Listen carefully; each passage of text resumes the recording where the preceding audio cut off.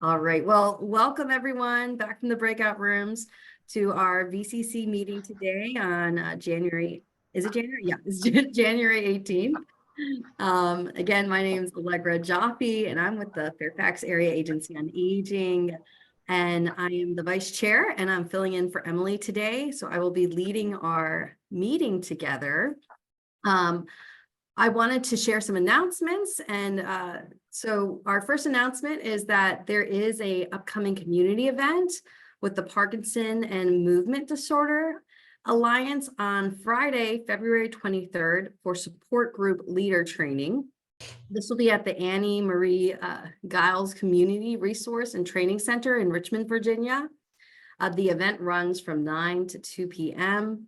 There will be a room for different resources, vendors, and contacts for some of the support group leaders to potentially network with to utilize for their own support groups in the future with the Parkinson and movement disorder group and loved ones and caregivers. So if you're interested in joining that or being a vendor or a contact, you can contact Emily Hall, and I will put her email in the chat, and that way you can email her directly and she can connect you with the Alliance directly.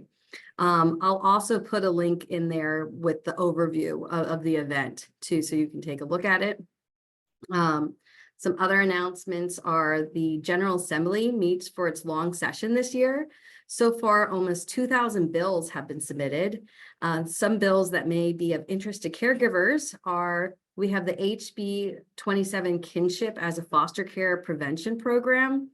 So this establishes that kinship as foster care prevention program to promote and support placements of children with relatives by local boards of social services in order to avoid foster care. Another bill is HB 127 and HB 908, modification of rules for home and community-based service Medicaid waivers. So this directs DMAS and the DBHDS to seek to modify the program rules for 1915C home and community-based service Medicaid waivers to disregard Social Security disability insurance in calculating eligibility.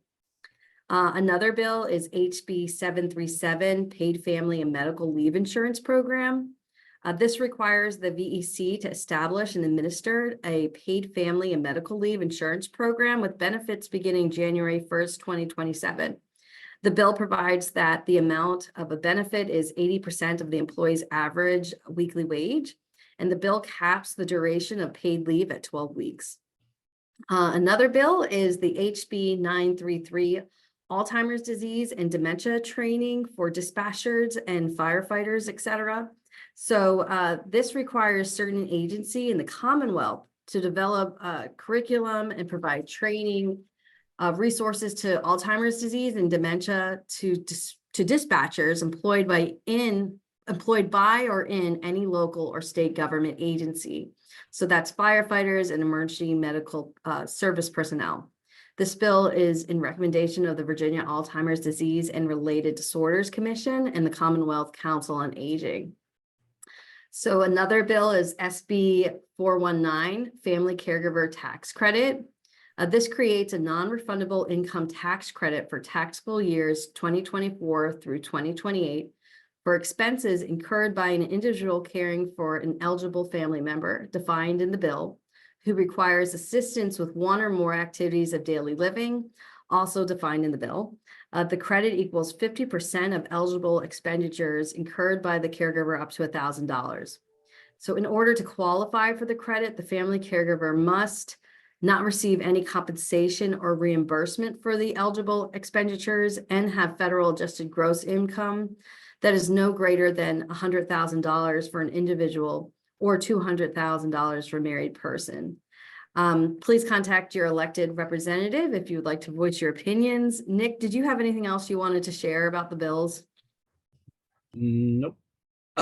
No problem. I know that, I mean, that was just me looking. I was looking through the proposed bills last night and just wanted to highlight some things that we may find interesting or useful. I know that the caregiver tax credit has come up in just about every general assembly session I've been through since I've been in my position, and each year it does end up getting tabled, but it does keep getting reintroduced. So I would definitely urge anyone to, voice their support for that, and maybe this year it can actually get through since we're in a long legislative session. Um, but that's all I really have to say about Okay. Nick, I think this is your part then to talk about the new kinship pilot. it. Yeah. Okay. So I have a couple announcements from kind of the DARS arena. I don't know if in November when we met, I had mentioned that we had received an administrative supplement from the ACL to the tune of $211,000 for the Virginia Lifespan Respite Voucher Program. We had allocated some of the money for translation services to get our materials translated into Spanish. That was a goal we've had for a while. And I had originally essentially funded another 300 or so reimbursements for caregivers. And I had originally allocated where I wanted them to essentially target our target populations that we had defined in the bill. But I have been meeting with DSS on this kinship task force discussion that's been underway for the last couple of months. And I had also sat in on an ARCH presentation. The ARCH Respite Network is our technical assistance center for our grant. And they had New York present on their kinship program. So I kind of thought about it and to try to meet some of the needs of, kinship caregivers and grandparents raising grandchildren. So we're going to do it. I've been kind of in discussions with some members from that task force, and we've set aside 100 reimbursements for grandparent caregivers or other kinship caregivers by blood for respite. So our traditional model says that in order to be eligible, the person that requires care has to have a documented disability or medical condition. So for these 100 slots, we're actually going to be lifting that requirement. So it really will be for older relatives or other kinship who need childcare or summer camp. So it's kind of a new model, and I'm hoping to have that rolled out and ready to share and start receiving those applications around the 1st of February. So that's kind of updates from the voucher program. We've gotten some really good feedback from that so far, and that's part of the reason why I put the kinship bill in kind of in the proposed legislation above, just that the governor's been talking a lot about kinship, and we really want to see if we had any way we could address some of those needs here at DARS. The Raise Family Caregiver Act that came out has some recommendations, and one of them is kinship as well. So we wanted to try to harmonize some of their recommendations with what the state's doing. So, Nick, can I ask you a question on that? sure. The child care, does that need to be provided by a agency, or, I mean, can it be a neighbor lady or even another family member, a different member of the family? Yeah, so the one requirement that we changed is that there does have to be verification of legal custody for the person applying, but the model's gonna work the same way where they can hire a private individual of their choosing. Okay. Someone that, a trusted individual or an agency or a summer camp. So there is no prohibition on hiring a family member, just like the current program uses. That's great.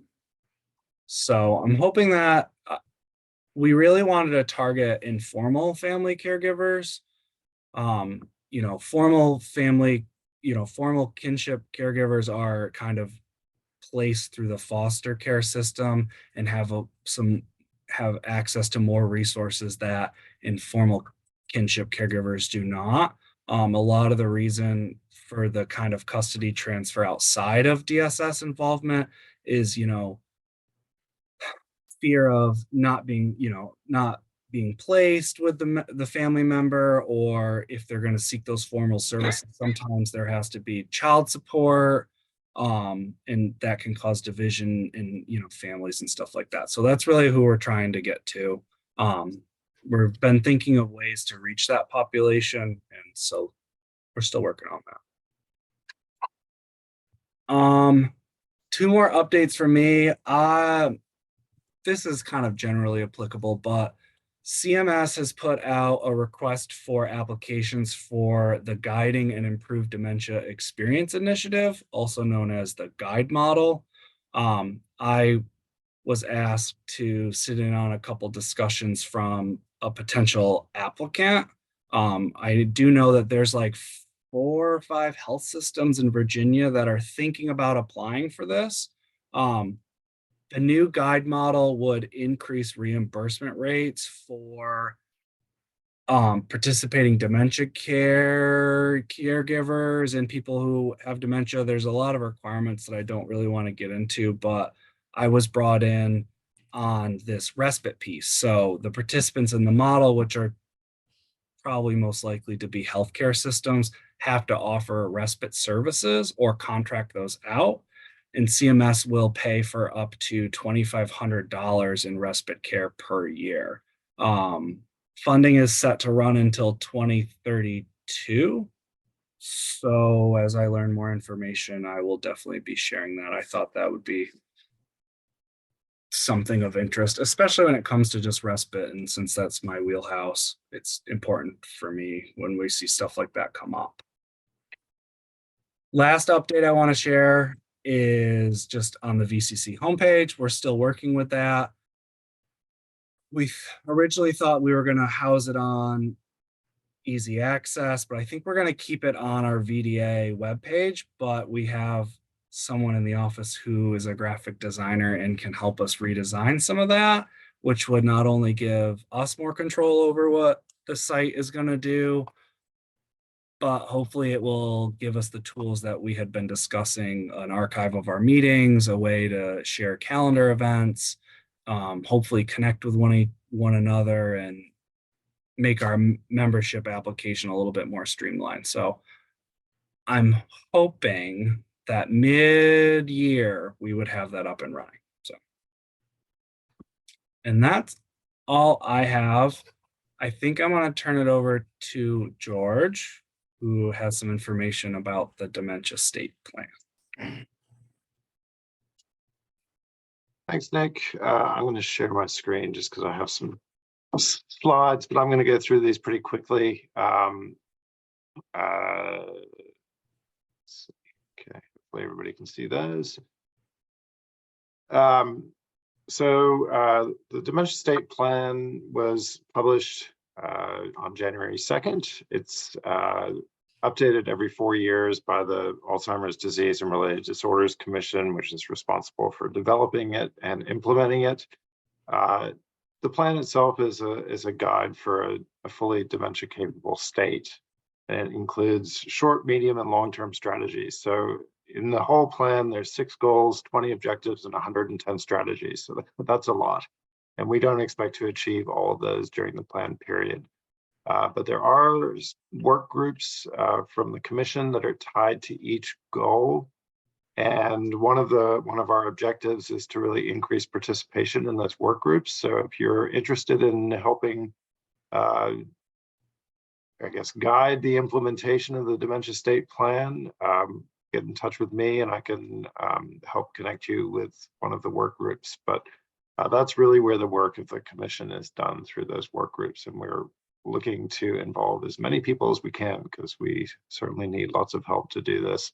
You can download the plan from that page, vda.virginia.gov/dementia.htm.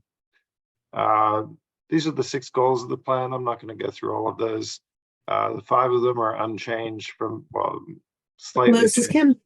Yes. Hi, how are you? Kim, can you mute yourself, please? Can we mute her? Are we able to do that? Thank you. Okay, sorry, George. No worries. So the first 5 goals haven't really changed over the last since the last plan, but the 6th goal is new. So that's to enhance brain health and address modifiable risk factors for dementia.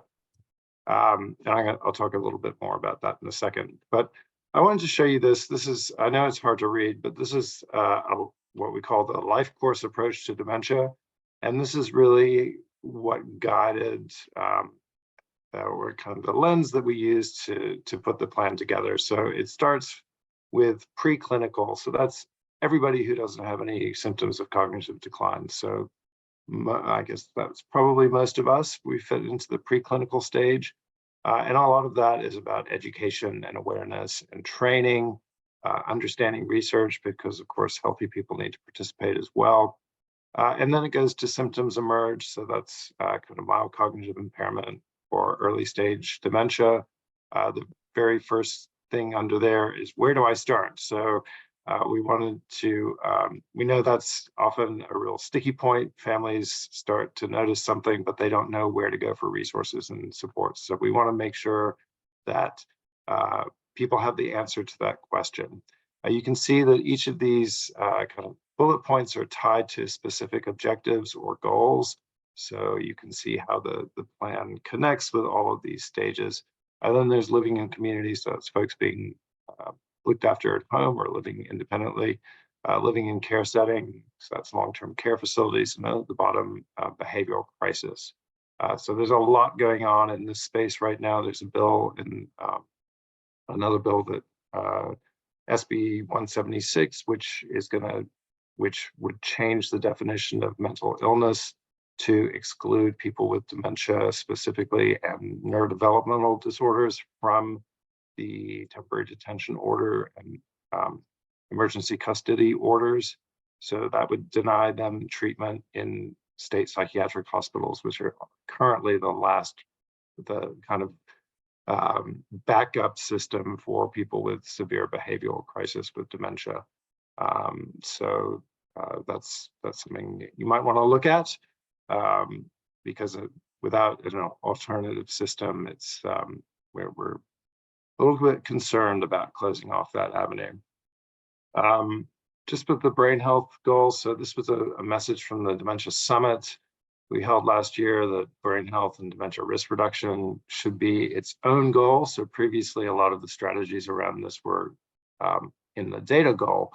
And really, we know so much more than we did even 4 years ago around what people can do at any stage in life to help reduce their risks of developing dementia, that we wanted to make this its own goal. And so that's also mirroring what happened at the national level.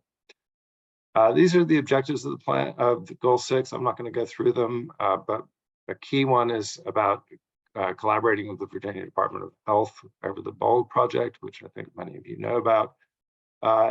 Under each objective throughout the plan, you have these little codes, HBI, P5, P6 for this objective 6.1. Those are actually Healthy Brain Initiative roadmap actions. So we've tied the Healthy Brain Initiative, which is put out by the CDC and the Alzheimer's Association, to each objective in the plan. And that Healthy Brain Initiative, this is the kind of conceptual framework for the Healthy Brain Initiative. And the BOLD project is really about implementing the Healthy Brain Initiative. But since it's also tied so closely to the Dementia State Plan, our BOLD project is also about implementing the state plan. This is an area that some of you might be interested in. So the goal 3 is our training goal. And for the first time, we included a list of topics that should be part of a fully dementia capable curriculum. So there's lots of great training materials and curriculums out there, and this can be a way to evaluate those to see if these topics are covered in those curricula. And then just a couple more highlights. So goal 2 is around data, and new to Virginia since the last plan is the Virginia Memory Project, which is being supported by the BOLD grant. This is housed in the Virginia Center on Aging, and they are looking to codify this to put this, so they're developing an Alzheimer's registry, disease registry, and we would be the 4th state to have one of these. And what it would mean would be that we would have much, much better data about the prevalence of Alzheimer's disease and all the way down to zip code level. So we'd be able to pinpoint through de-identified data using the all claims payer database where services are needed and where those folks with dementia are living. Also building on Dementia Capable Virginia, so really leveraging that website. We're looking to create a standalone website for Dementia Capable Virginia to house resources and information about dementia and also about the plan and its implementation. And I've already talked about the behavioral crisis stuff. So, and this is the last thing I wanted to finish with was how important it is for us to work to increase engagement with the Alzheimer's Commission and the work groups and the state plan more generally. So we've got lots of little things happening to do that. And building on the summit last year. One thing that's going to be new is part of the BOLD grant, we are developing an implementation plan. So we'll have measurable goals attached to those strategies in the plan.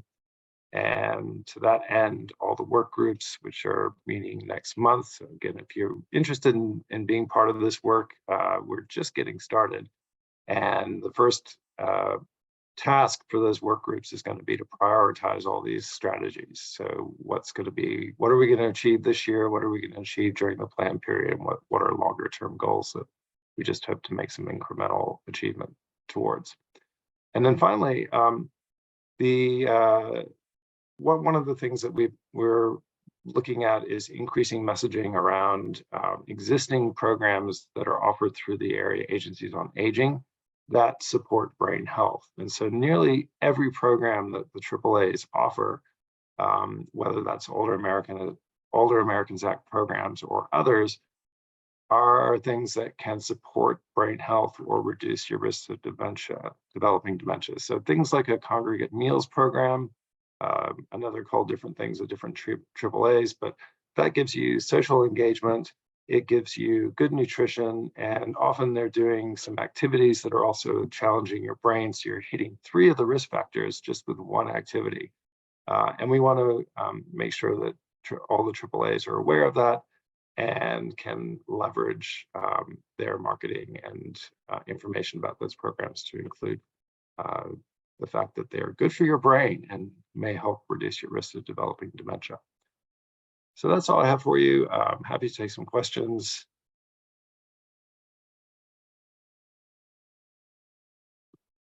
Stop sharing. Also, I'm going to be doing a webinar for the Governor's Conference series on the state plan in February if you want more information. Thank you, George. Is any questions from anyone for George?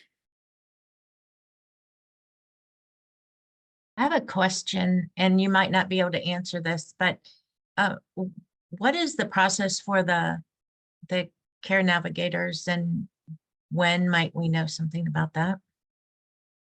Great question, Joyce. So one of the key goals, in fact, well, Nick mentioned the guide model. So this is kind of hit the presses middle of last year.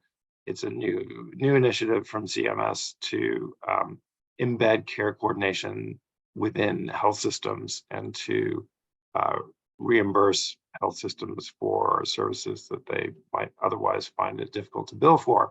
And part of that is using care coordination programs. So as part of the guide model, they have to have a evidence-based care coordination model. The care navigators is something that the commission, one of the goals of the plan is all about care coordination, and the vision is to have care coordination available to every family in the state that wants it. Currently, care coordination programs are only available in very specific areas, and certainly the demand far outstrips the supply. But one way we can work to meeting that gap is through what we call dementia care navigators. So we've been asking for funding from the General Assembly. I don't think there's a bill or a budget amendment yet.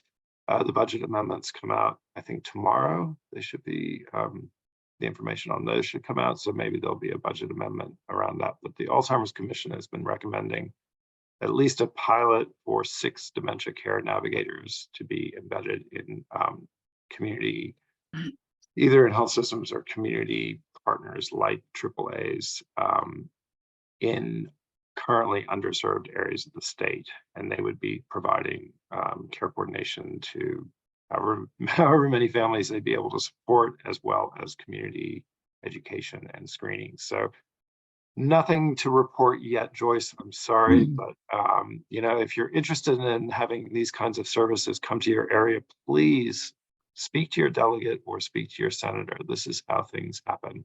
If you have a personal story or you know somebody who has a personal story, take them with you and share that story. That's how change happens. Without that, we're not going to see change in this space.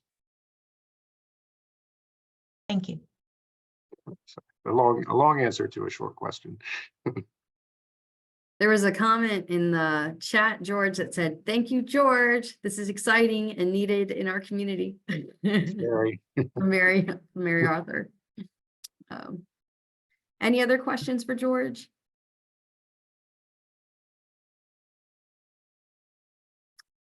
Well, you covered that terrifically. Thank you, George. Thank you. Are there any other announcements from the VCC membership as to events, programs, or studies at this time that anyone would like to share? You know, feel free just to unmute. Hi, this is Tammy from Fairfax County Area Agency on Aging. For some reason I'm not sure if you guys can hear that. We have something buzzing. Can you guys hear that or no? Okay, good. So Fairfax County Area Agency on Aging will be conducting or hosting a free webinar for family caregivers of older adults and adults with disabilities to help them manage their day-to-day issues. The webinar is a dementia-friendly information session being taking place on February 14th, which is a Wednesday from 12 to 1:15. Learn how to become a dementia friend and turn your new understanding of dementia into a practical action that can help someone in the community. They will be going over 5 key messages about dementia, how to approach someone who has dementia, how to communicate with them, and learn the most common types of dementia.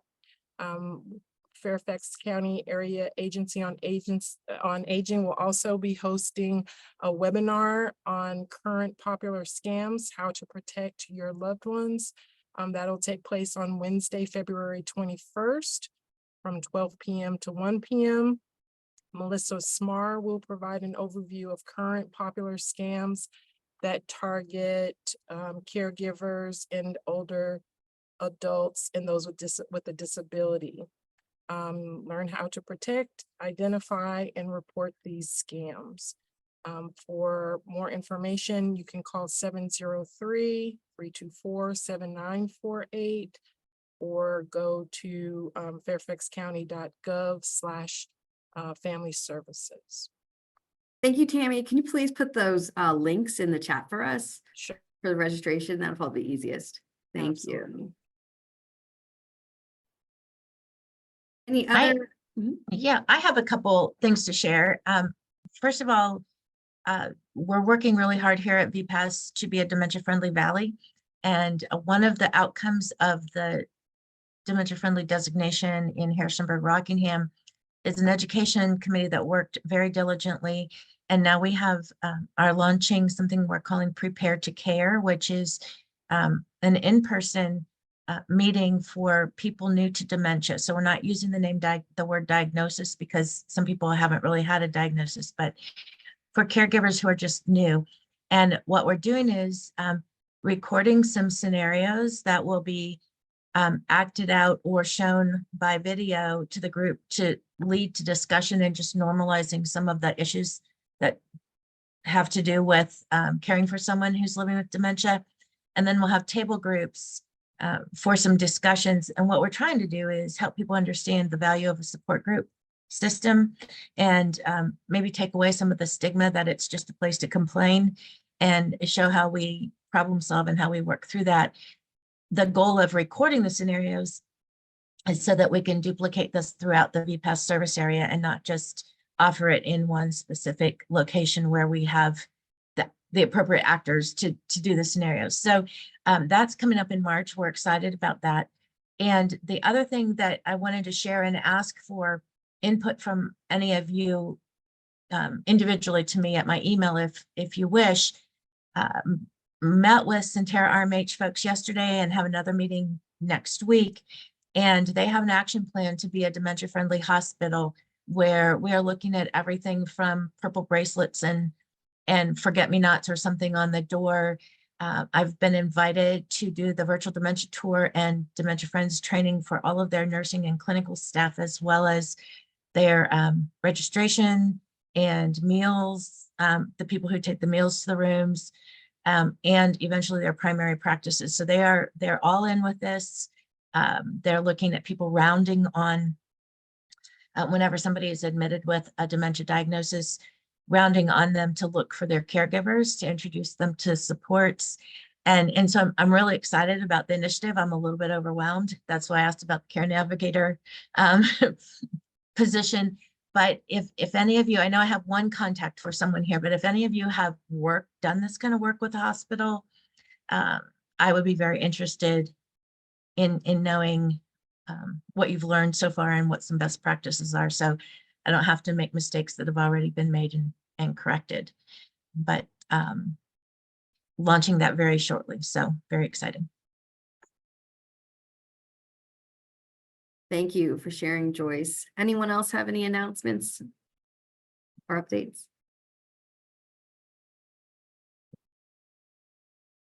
I'd like to share the professional caregivers meeting is going to be held the 29th at 11 through this committee. If anybody hasn't reserved to be part of that, just put your email and I'll include you in the invite that'll come through Teams.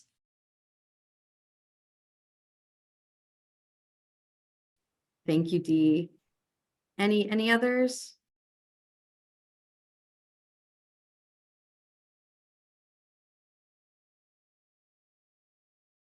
Well, I think then we can move to the group presentation or the guest presentation.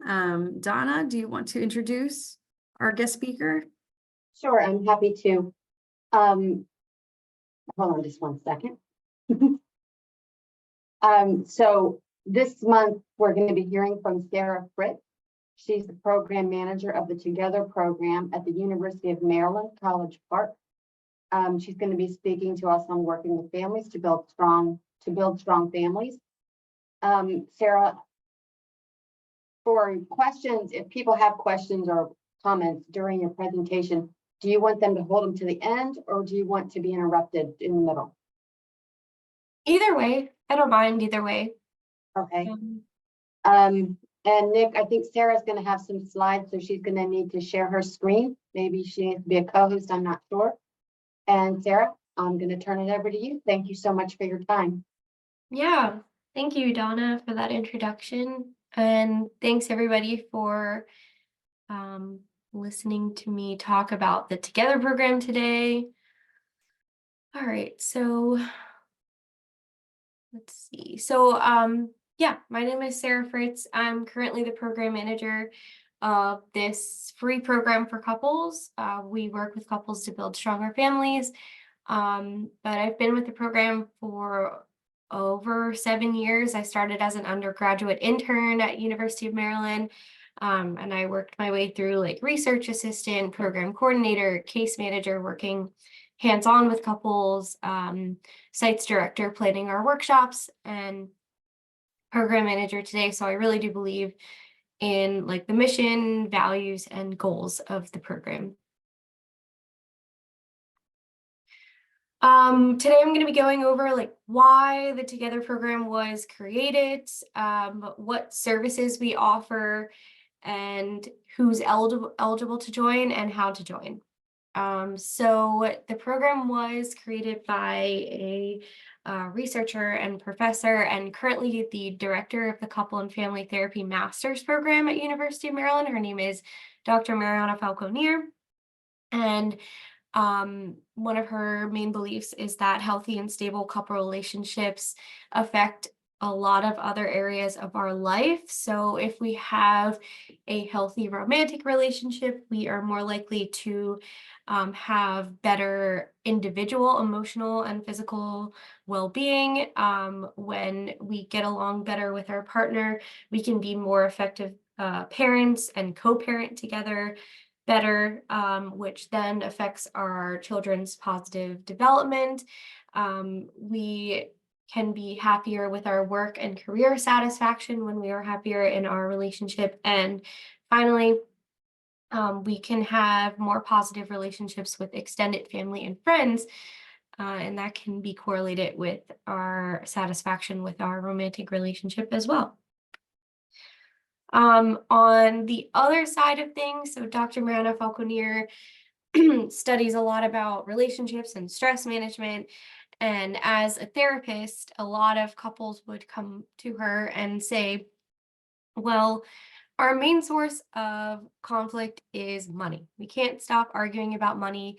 What can we do? And, she's thinking to herself, I can provide skills and tools for conflict resolution, but money is not my expertise. So she teamed up with somebody from Virginia Tech. Her name was Dr. Cecilia Hayhoe, and they came up with the idea of the Together program because relationships and money are very much integrated together. Money is unfortunately the #1 stressor for families. It's the main reason that couples seek therapy. It can be the main reason that couples ultimately separate or divorce. And with money stress also comes psychological factors like depression, anxiety, hostility, relationship dissatisfaction, etc. And there is very much what we call a reciprocal influence. So they're tied together. It can be this vicious cycle that the Together program either hopes to prevent or break. So the more relationship stress a person perceives that they have, the more money stress can come along with that. And then the more money problems that come along, the more that they argue with their partner, and that our goal is to stop that. During the COVID-19 pandemic, all of this was heightened, stress in relationships. People were spending a lot of time home together while they were, either quarantining or social distancing. So we saw a rise in relationship stress and domestic violence in the household, mental health problems, which ultimately could have led to more separation. There was loss of income when it came to money, whether it was being furloughed, having a pay cut, or losing, a job completely. And unfortunately, certain communities have been adversely affected, whether that be Black and African American communities, Latinx and Hispanic communities, and families with low income. So as a program, we do target those communities, but the program is open to anyone and everyone over the age of 18. It's open to any income level, any race, ethnicity, gender identity, sexual orientation, etc. The mission of our program is that strong couple relationships and stable finances provide a foundation for the well-being of first individuals, and then families, and then communities. So we work on a micro level, hoping to make a positive impact on a micro level. And how we do that is we offer a free program. We have like a holistic approach, and we hope to promote healthy family relationships, personal well-being, employment, and financial stability in our communities. Our workshops are offered in either English or Spanish.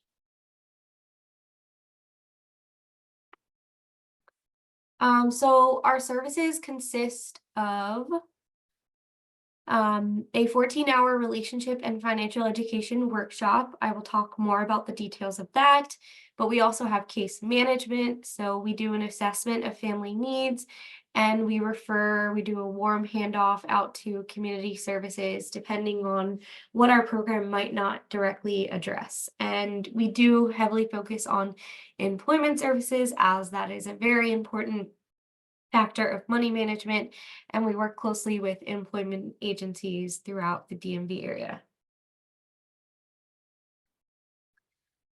Here are our goals reiterated, and I will tell you about some short surveys that we have that actually prove that our goals are being met.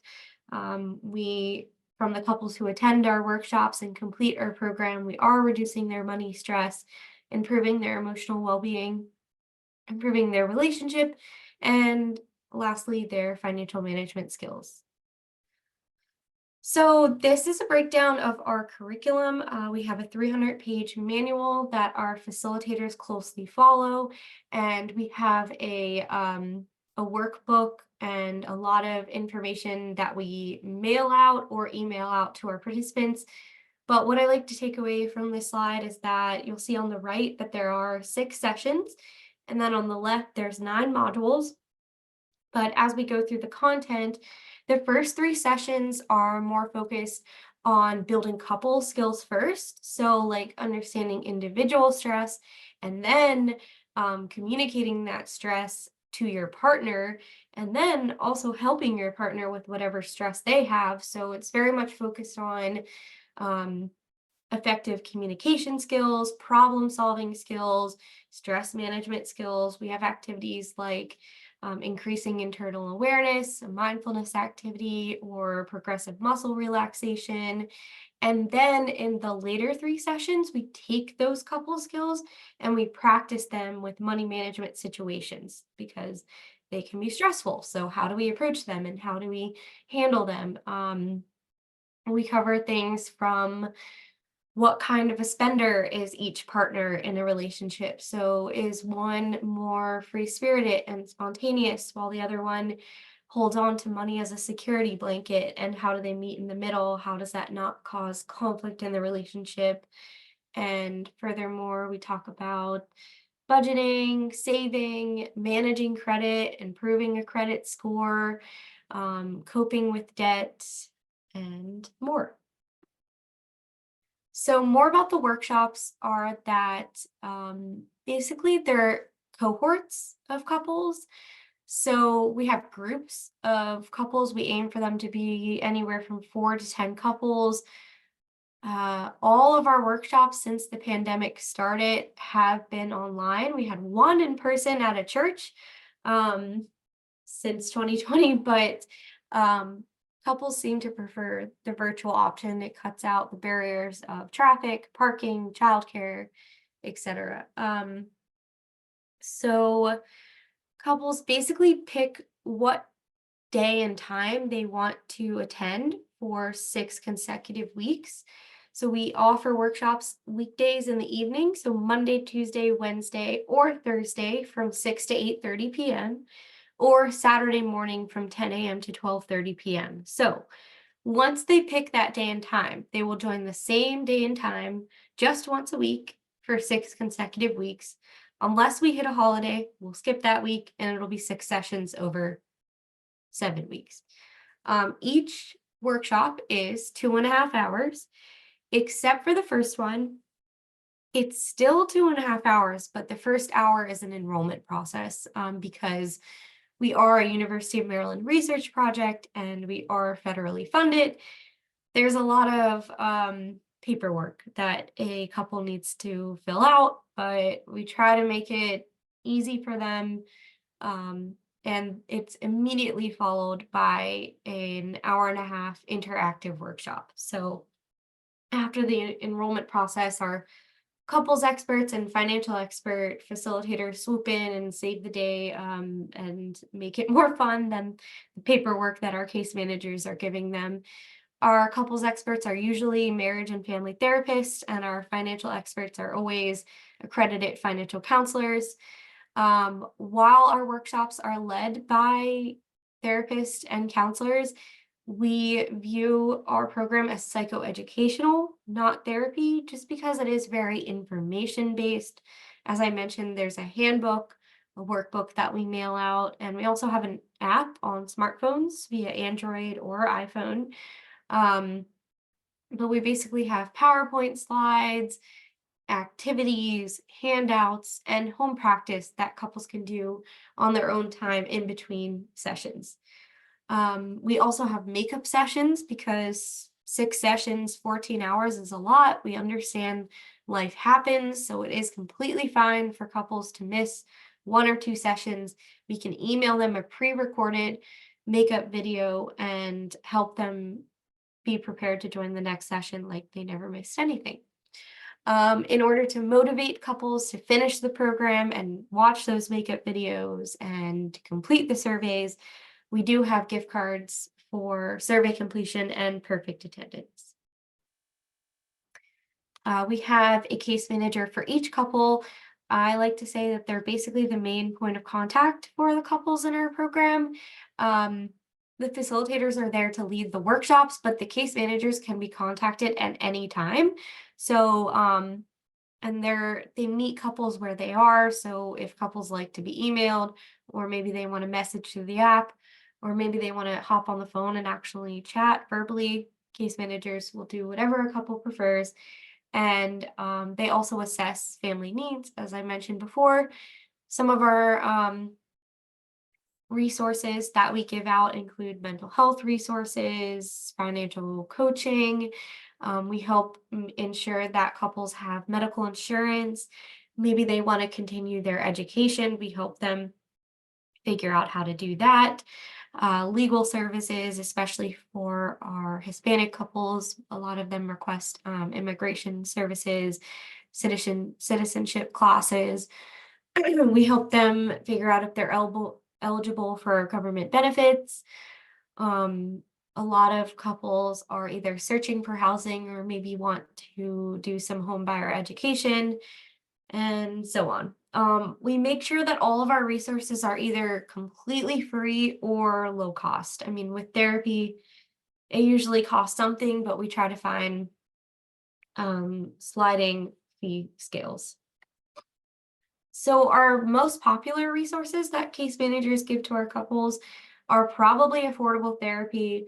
It's a great supplement to our program. Couples can do it while they're in the program or right when they get out. It's a great way to ensure that they're keeping up with the skills and tools that the Together program gave them. Free tax prep is a really good resource. We work closely with financial empowerment centers throughout the DMV area. In Virginia, I believe it's called Bright Paths or Skill Source. I think they changed their name recently, but the third most popular resource is home buyer education. And we make sure, it says both counties at the bottom. We technically target Prince George's County and Montgomery County, Maryland, but since we're all virtual, our funding agency has graciously said that anybody from Virginia, Maryland, or DC can join. As for employment support services, we work closely with employment agencies, and we do a screening of what exactly a couple is looking for, whether it be job searching, career training, resume building, and then we make sure to let the employment agency know and make sure that they get the services that they are looking for. Here's more about the gift cards. So it is up to $260 in gift cards per couple. $100 of that is optional. It's for optional additional research surveys through the University of Maryland. But $160 of it is kind of tied into surveys that are required by our funding agency and perfect workshop attendance. So after enrolling and attending session 1 and 2, each person receives a $20 gift card, $40 per couple. And after attending sessions 3, 4, 5, and 6 and completing a short exit survey, they then get $60 per person, $120 per couple. So I'm seeing some chats. If people have to like navigate out of the meeting, maybe we can pause here for any questions that you might have. Otherwise, I can keep going.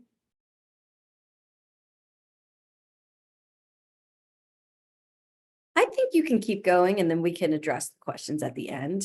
Okay, cool.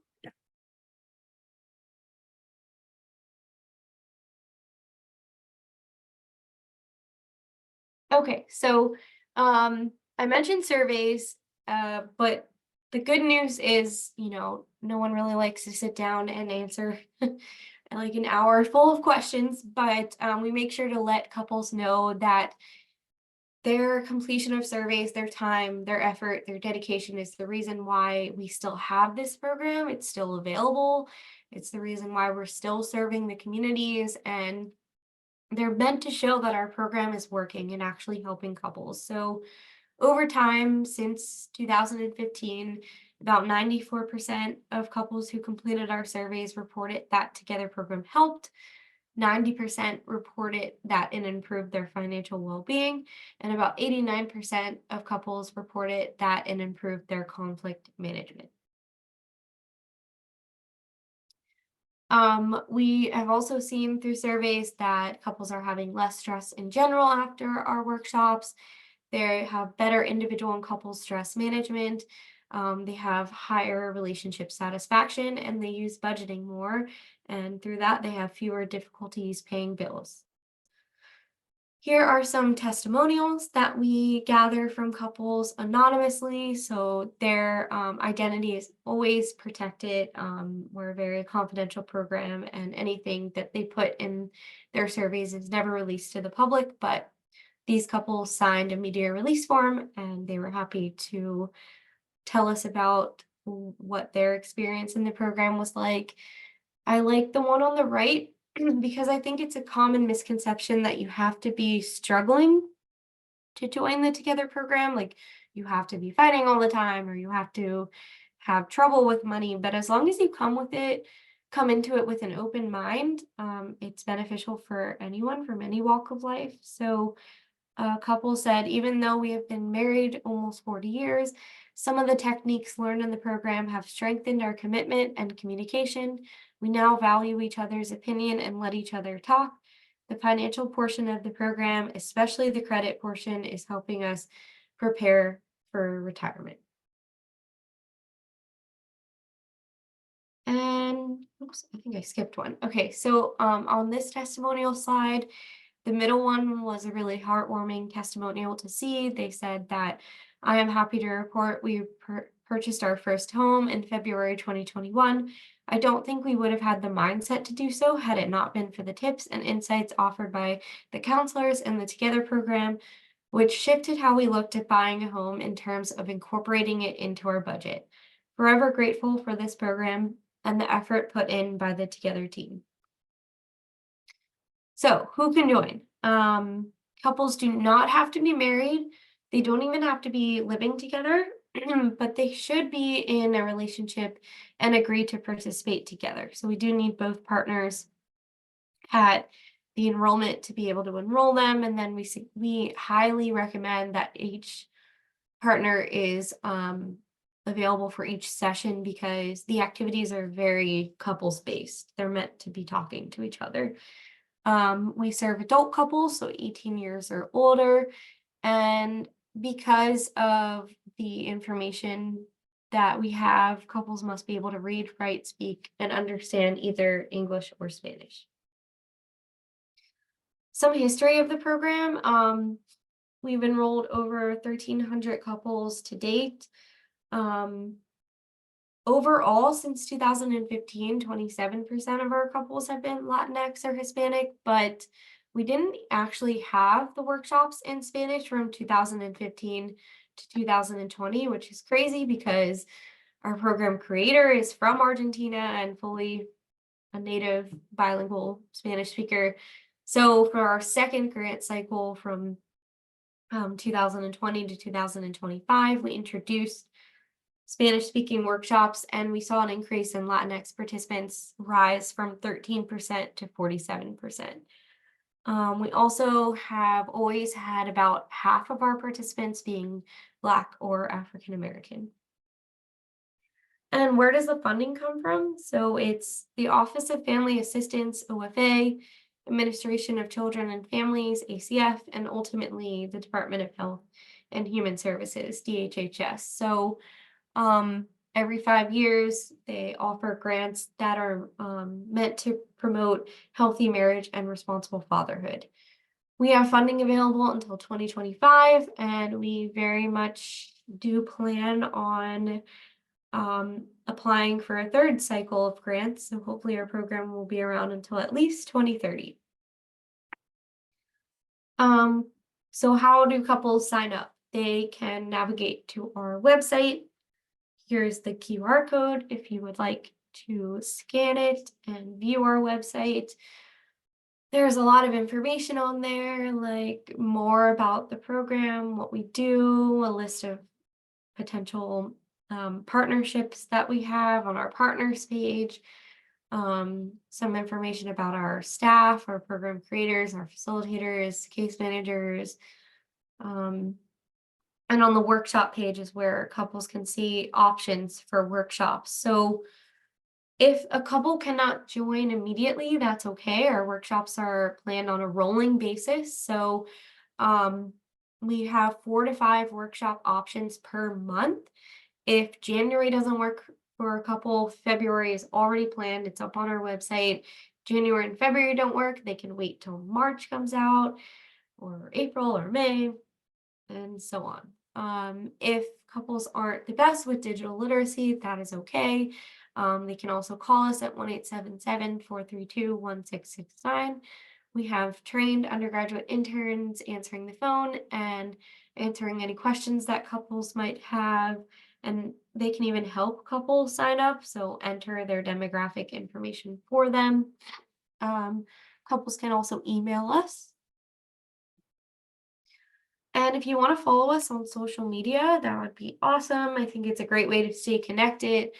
So here are our social media handles. We try to post twice weekly with either a mental health tip, a relationship tip, and a financial tip. So yeah, that is about it. I can open up the floor for any questions that you all might have. Sarah, I have 2 questions. You may have answered one of them before and I just missed it.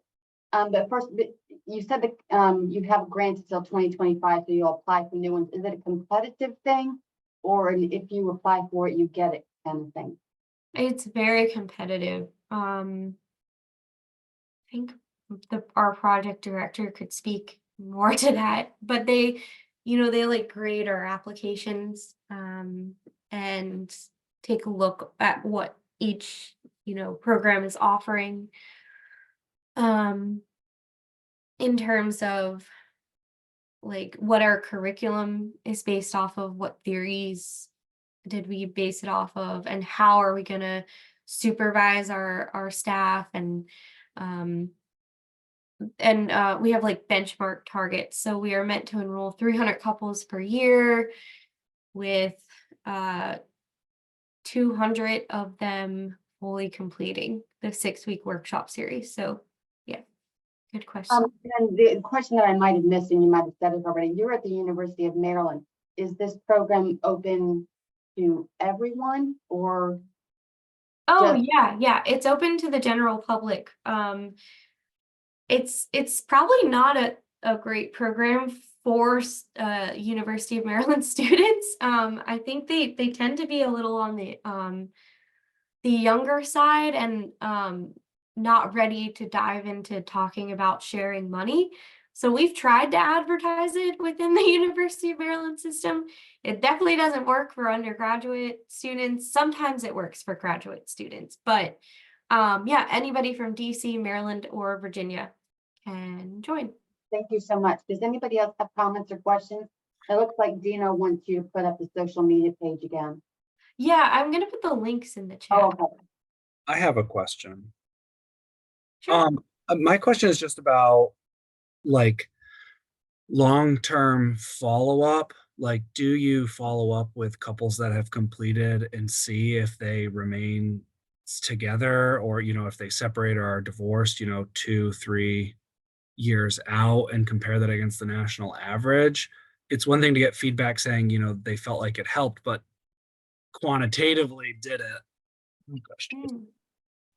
Yeah, no, we don't follow them for years. We have a 3-month follow-up period. So after the 6-week workshop, we have a 3-month case management follow-up period where it usually takes a lot of time for couples to actually reach out to the resources that we provide. So our case managers call to check in, see if any additional needs arise.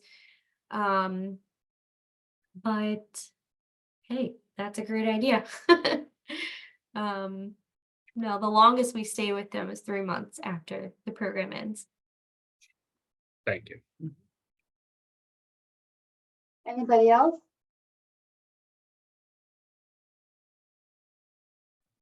Okay, then Sarah, once again, thank you so much. And since you are in Maryland, I just want to ask you, did you get snow?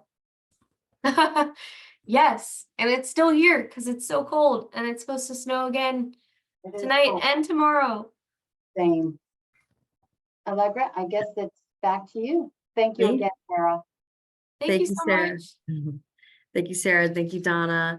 So I'm going to bring our meeting to a close at this time. I have a few more updates to let you know about, though. A new survey for 2024 meetings. We're going to gather feedback from everyone, and that will be sent out once it's been finalized. Please look out for that in your emails. Another friendly reminder, everyone on the current membership email list should be pre-registered for the March and May meetings.